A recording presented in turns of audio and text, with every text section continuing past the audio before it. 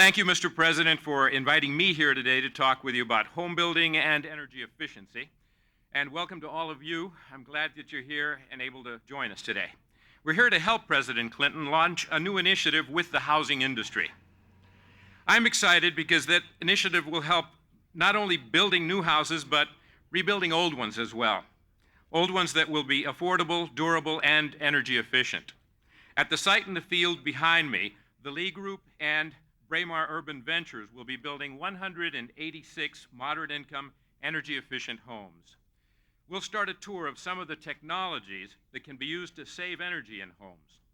The energy we use in our homes comes from burning fossil fuels, and it's a major cause of the greenhouse gases that lead to global warming.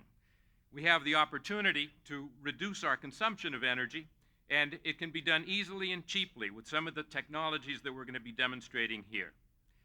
The ultimate use, or rather the ultimate aim, is to use less energy and use it more efficiently so that we can use fewer fossil fuels. Let's take a look at some of the features that we're talking about here, starting with the appliances. We have some typical consumer appliances here that are kind of new to the market. High energy, high efficiency dishwashers and refrigerators. Basically, these are refrigerators that are super insulated and have much more efficient little motors. But the big item for consumers is the washing machine that has recently come into the marketplace, which is a front-loading washing machine. It actually uses half the amount of energy that a conventional washing machine does, and 30% less water, which of course is very important here in Southern California. This is an item that some of us remember when we used to have to wash our own laundry in college and go to a laundromat where they had these big ones with the front doors. But it is the way of the future. Then we've got a number of other items that we want to look at. In terms of the construction, you can see that we've got a very nice mock-up here. But this wall, which looks almost completed, is a structural insulated panel. And this, again, is a wonderful new technology which allows builders to put houses together without using traditional 2x4 stud framing. What you've got are large panels of foam insulation that are sheathed on the outside and on the inside with oriented strand board, another highly efficient way of using lumber, so that when all is said and done, you can build these houses with much less energy, and you can put them in the marketplace at a lower cost, and they are much more efficient to run. All of us know that heating and ventilating and air conditioning are one of the major sources of fuel fossil use in the house, and with super high-efficiency air conditioning units like the ones that are available right now, you can cut the average energy bill of a household by over $100. But more importantly, that translates to saving about 800 pounds of fluorocarbon emissions per year in terms of how much less energy we're going to be taking from those utility companies. Now, the light bulbs that you see right overhead here, these are very energy efficient light bulbs that have been developed just in the last few years, and they of course rely on the type of technology that's available by combining it with photovoltaics.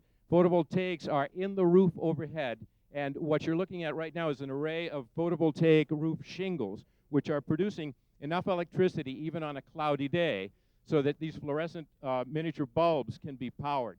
And the way it works, of course, is that you're taking that electricity from the shingles and you're storing it in batteries and then distributing it through the house. In some communities where you have large grids on your roof, you can actually sell some of the electricity that you generate in your own house back to the local utility. So these are some of the technologies we're talking about. Mr. President, I'd like to show you a very efficient window over here, if you want to join me for the last example.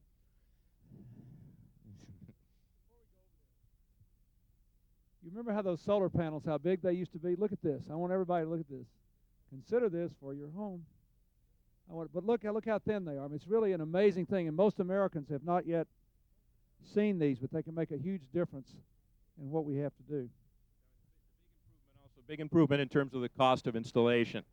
Now, the frightening thing about windows is that we're not aware of how much energy is lost through them, but fully about a quarter of the energy dollars that we use to either ventilate or air condition or heat our houses go straight out the window. Conventional windows just don't keep it in, and they don't keep the heat of the sun out.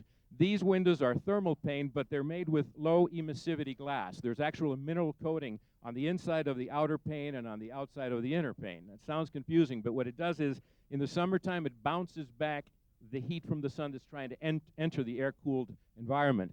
In the wintertime, it bounces back the heat that's already in your living room that's trying to escape.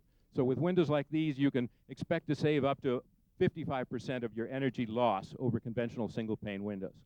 What do you think? The White House next? That's what I think. It's a great idea. Thank you. I think now it's a good opportunity for us to continue with the rest of our program. And the sun's out.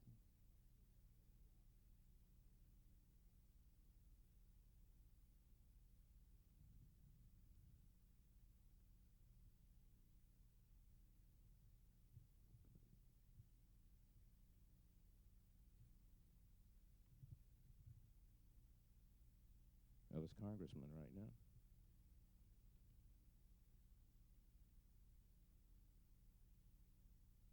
Congressman Sherman, please.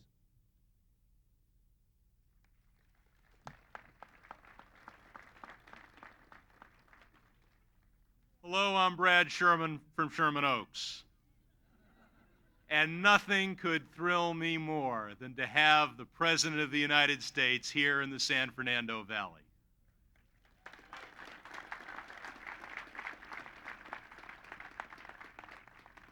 Here in the Valley, we are building a community that will inspire this country, a community that we can be proud of, a community that will have its own park available for its residents in the surrounding neighborhood, a community within walking distance of a child care center, transit tots, and a community that's oriented toward energy efficiency.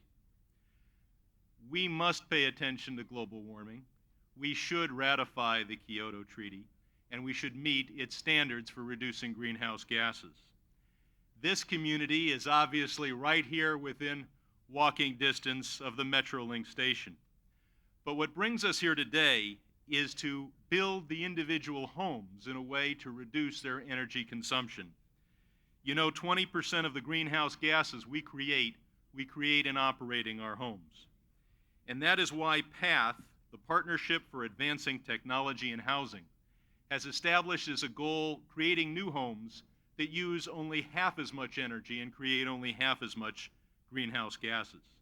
PATH is a partnership between the federal government and industry, especially the home building industry, and that's why I'm here today to introduce a representative of the home building industry, the representative, Don Martin, President of the National Association of Home Builders.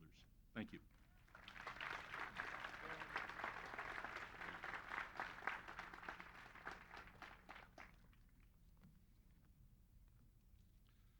Mr. President, Congressman Sherman, and distinguished guests, I'm delighted to be here today. And as a person who was raised in a very small farming community in western Kansas, I'm greatly humbled and honored to be at the same podium with the President of the United States.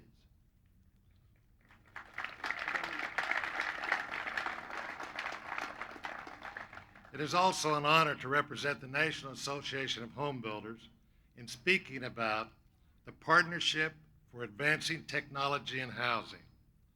I would also like to congratulate the Lee Group and Braemar Urban Ventures, Fannie Mae, and Century Housing Corporation, who will be developing and financing the homes here at Village Green. The National Association of Home Builders is very excited about this ambitious effort to bring the public and private sectors together to save energy and to make housing more affordable. We remember when we were with the President in the summer of 1993 in Frederick, Maryland, to support the President's economic recovery plan. And he said that he was starting his new economic policies that would bring prosperity to our country. And I want to thank you, Mr. President, for bringing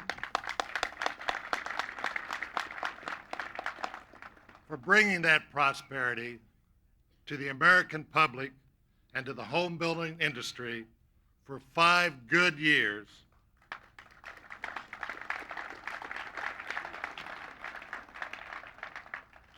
that look like they're going to continue for a few years more.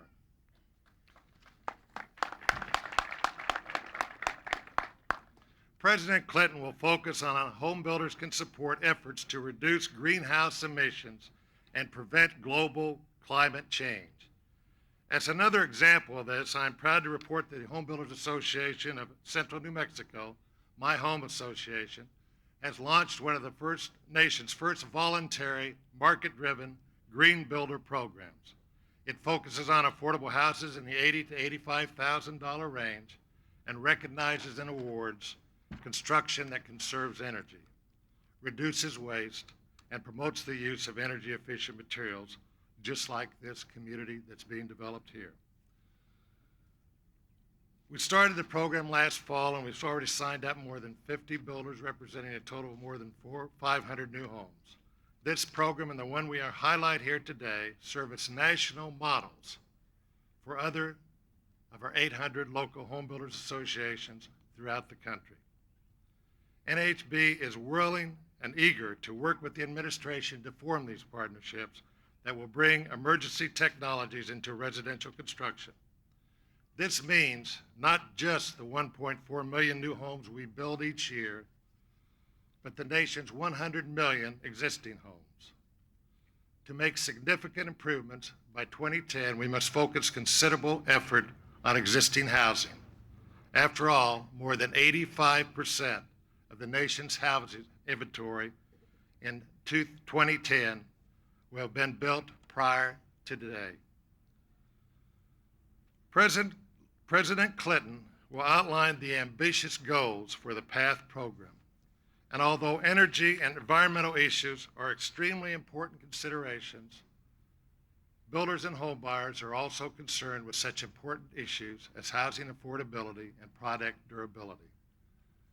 We will work closely with HUD Secretary Andrew Cuomo, a former builder who understands these issues, to achieve the goals of the PATH program. Basically, we believe communication will be essential to the program's success, and we have already initiated a partnership with the government and industry to provide technical information to builders. We call this program, which utilizes the internet, CD-ROMs, and other technologies, Home Base. Working in partnership with the industry and government, we look forward to reestablishing housing as a national priority and to building a brighter, greener future. As Shakespeare once wrote, of all the sad words of tongue or pen, the saddest are those that might have been. Let's all work hard on this path, this partnership of private industry and government, to make this happen. Thank you, Mr. President, for the opportunity to work with the administration on this exciting and visionary program.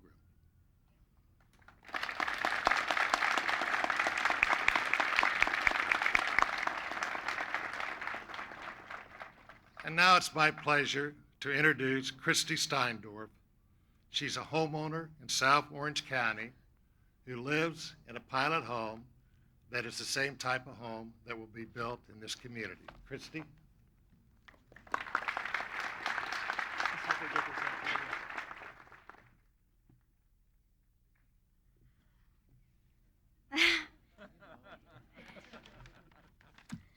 Hi, I'm really excited to be here and speak about my unique home.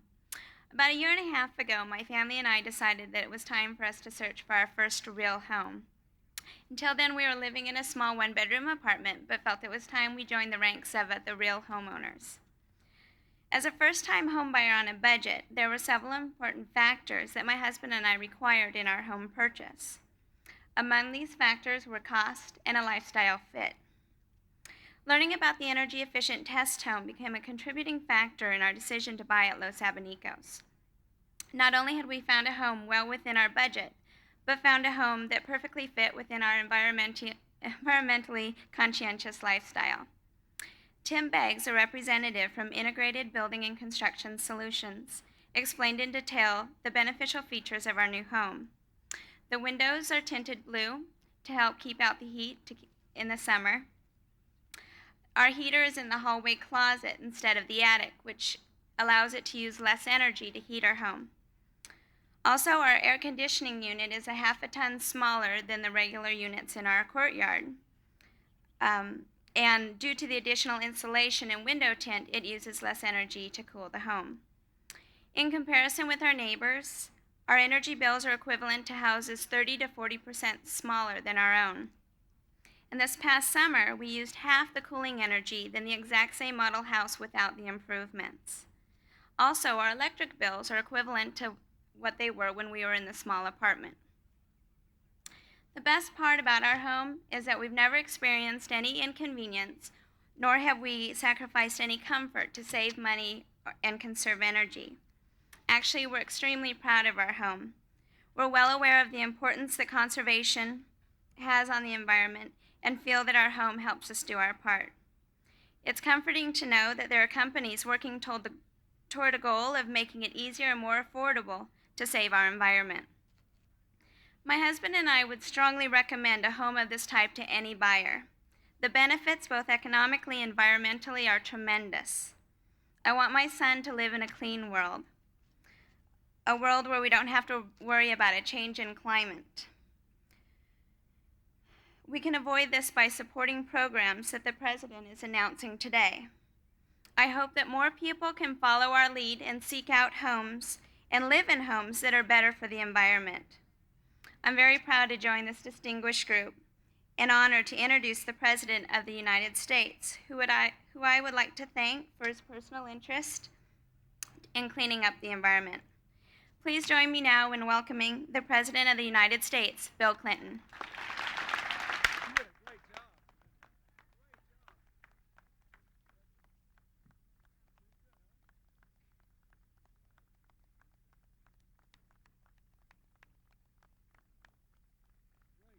Thank you. Thank you very much. I think Christy did a terrific job. And the rest of our families out here, we're glad you're here. And let me say to all of you how very glad I am to be here. I want to thank Congressman Sherman. I know that Congressman Berman wanted to be here today, but a family emergency prevented him from coming. His daughter Lindsay is here. I thank her for coming. Thank you, Lieutenant Governor Gray Davis, for being here. We have a number of people who have been involved in this endeavor. William Apgar, who's our Assistant Secretary Designated HUD, Dean Evans, the Staff Director for PATH. Thank you, Bob Villa. Thank you, Jeff Lee, and Jay Stark, the President Director of Development for the Lee Group. I thank the Bramer Urban Ventures, who are also a part of this project. I'd say a special word of thanks to Don Martin, the President of the National Association of Home Builders. Came a good long way to be with us today, and that shows the kind of commitment we have out of this national organization. I thank him very much for his remarks and his presence. I see a lot of people in the audience. I hesitate to acknowledge some for fear of missing others, but I see our LA County Supervisor Zev Yaroslavsky and City Councilman Richard Alarcon, former Assemblyman Richard Katz, Assemblyman Bob Hertzberg. I thank them for coming. And I have to make special notice of one person's here. I don't know a more ardent environmentalist than Ed Begley Jr. He's the first person I ever met who owned an electric car. Thank you for coming.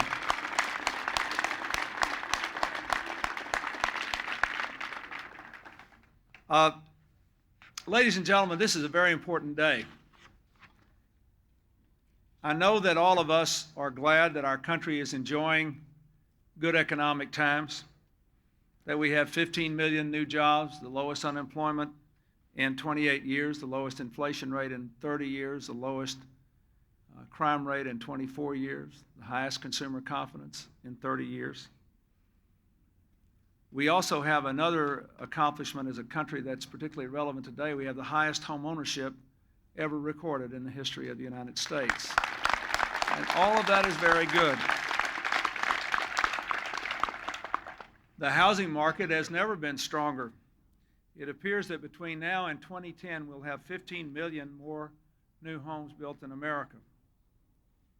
It's a great opportunity for the American people. But like all the changes going on today, as I have repeatedly said, this is not a time for us to be smug or complacent. This is a time for us to ask, how can we take advantage of the good times we have and the changes that are going on to meet the long-term challenges of America? And we have a number of long-term challenges. One is to reform Social Security and Medicare for the 21st century so the baby boomers don't bankrupt the rest of the country. I can say that because I am one.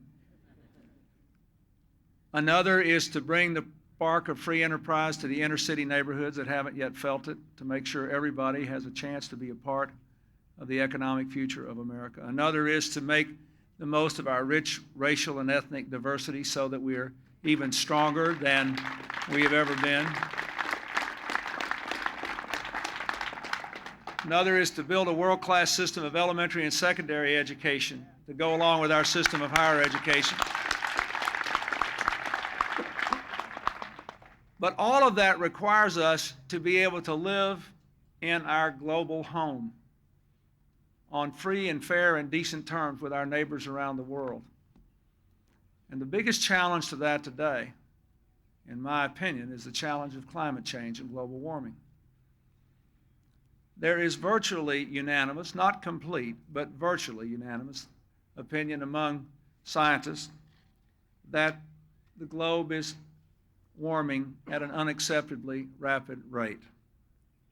We know, for example, that the last decade is the warmest decade in 600 years. That literally 3 years in the 1990s are the warmest years since the year 1400.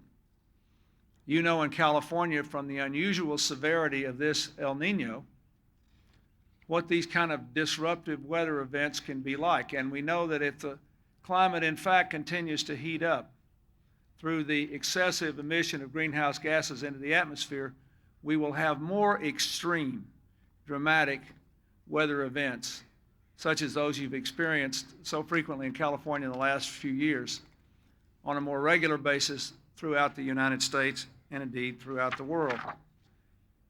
We also know what to do about it. We know that we can substantially reduce greenhouse gas emissions, and we know if we do so, we can, in the right way, we can do it and continue to grow the economy at a perfectly acceptable rate. Now, it's already been said by previous speakers that emissions from homes in America account for about 20% of our total greenhouse gas emissions.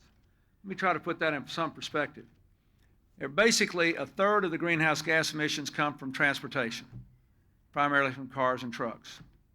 About a third comes from factories and power plants, and about a third come from buildings, homes and office buildings, commercial structures. In that third, about 2/3 of that come from homes. So if we know that we can do things with available technology, and you just saw it all demonstrated here, that will actually be profitable to homeowners, won't hurt home builders, and will help to save the planet. By definition, it will put more money into consumers' pockets, and by saving the environment, we will generate higher, not lower, economic growth. It will improve the productivity of home building, and in a very profound way, the productivity of living in homes. Now, that's what this PATH project is all about. It will be the most ambitious effort ever to help private home builders and homeowners make cost-effective energy-saving decisions that will pay big dividends throughout the 21st century. Now, let me say that we have a specific goal here, and I don't think it's an unrealistic one, based on what you have already heard in the specific examples you saw at the beginning of this event. Over the next decade, the goal of PATH is to cut energy use by 50% in new homes and 30% in 15 million existing homes. Keep in mind there's 100 million homeowners in America, as our home builder leader said. That's an achievable goal. If we achieve that goal, it means by the year 2010, we'll save consumers $11 billion a year in energy costs, reduce annual carbon emissions, listen to this, by 24 million tons, equivalent to the amount produced each year by 20 million cars. For new homes and old ones, therefore, a path will lead us toward a cost-effective solution to help preserve our real home, the planet Earth. Now, several weeks ago, right here, Path experts reached out to the Lee Group to help identify inexpensive ways of building energy-saving features into all the new homes. The results have been dramatic. The new technologies suggested by Path experts, listen to this, here will save homeowners in this very moderate climate more than $230 a year on their energy bills, $7,000 during the life of the mortgage, without adding a dime to the price of the home.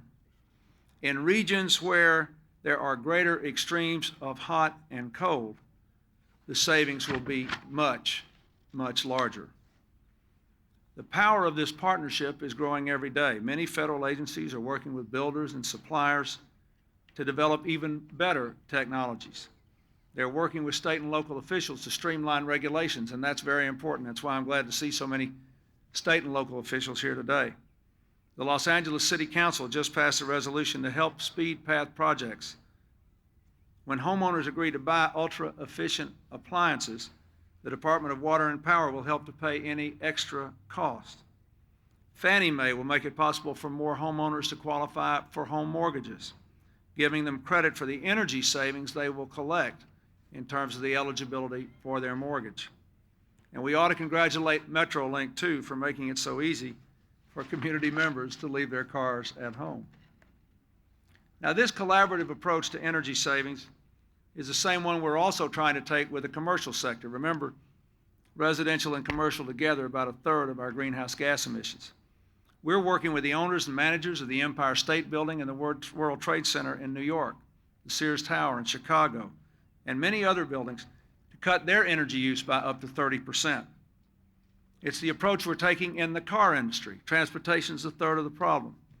We've already worked with Ford, GM, and Chrysler for 5 years now to help them produce prototypes that will get more than twice the mileage of today's cars, with no sacrifice in comfort, safety, or performance. And we are on the verge of having energy engine technologies in transportation that will reduce greenhouse gas emissions by 75 to 80%. This is the approach that I'm trying to take to this problem in a comprehensive fashion.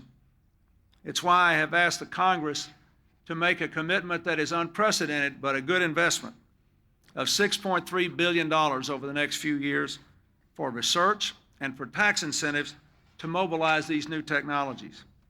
Some of the incentives I propose, such as tax credits for energy-efficient homes, are the solar panels you see there that are so dramatically different from the huge contraptions that used to be necessary to put on roofs, are designed specifically to promote the goals of PATH, the ones I've just announced to you. Today, I hope, again, I can ask all of you to ask the members of Congress who aren't here with Brad Sherman and don't agree with Howard Berman and Brad to actually vote for this. It seems to me that every Republican and every Democrat member of Congress would be for a system of tax credits that actually created a win-win situation. It will generate more economic activity and less pollution. It will save money and hurt it and hurt it, whether it was acid rains, pesticides, polluted rivers, the ozone hole. Everybody said it was terrible. Well, guess what? The ozone hole is thickening now. The layer is thickening again. We got rid of CFCs, and we did it in a way that actually has improved the economy. Every single environmental challenge we have met as a country in the last 3 decades has actually served to strengthen the economy by creating a demand for new ideas, new technologies, and new businesses. So we have generated more jobs, not fewer jobs, by doing the responsible thing for our environment. And that's what will happen again. These new technologies in our homes and our cars, our appliances, new sources of energy like solar power and fuel cells, working with other nations of the world in new partnerships, all these things are going to give us a much more well-balanced economy. On the other hand, if we don't do it, I will say again, if you liked El Nino for the last several months, you will love the 21st century if we keep on the path we're on. I think the answer is clear. And when someone can stand up here and make the kind of very personal testimonial about what it does to your living circumstances, like Christy did, and then say it enables her husband and her son and herself, enables them to be good citizens by making a statement about what kind of environmental values they have. That's the story we want every American to be able to tell. So I ask you to support the PATH initiative. I ask you to go home and examine whether you can do something in your own home to be a part of this. I ask you to ask the members of Congress, without regard to party, to make this an American crusade. Because if you think about the big, long-term challenges America faces, this is clearly one, and we have it within our grasp to meet the challenge in a way that will give these little babies that are in this audience a much better life in the new century. Thank you, and God bless you.